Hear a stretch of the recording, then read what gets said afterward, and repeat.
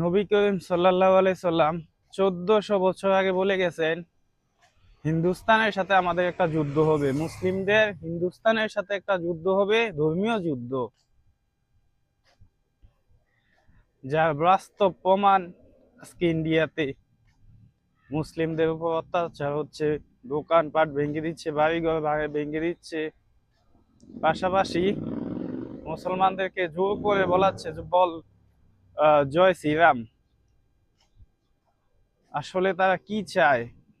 ধর্মীয় যুদ্ধ চায়। তারা চায় তাদের সাথে একটা ধর্মীয় যুদ্ধ হোক, কিন্তু তারা জানে না নবী করিম সাল্লাল্লাহু সাল্লাম 1400 বছর আগে বলে গেছেন হিন্দুস্তানের সাথে মুসলমানদের একটা ধর্মীয় যুদ্ধ হবে। সেটা কখন হবে কেউ বলতে পারবে না, তবে ইনশাল্লাহ হবে, সেটা হবেই।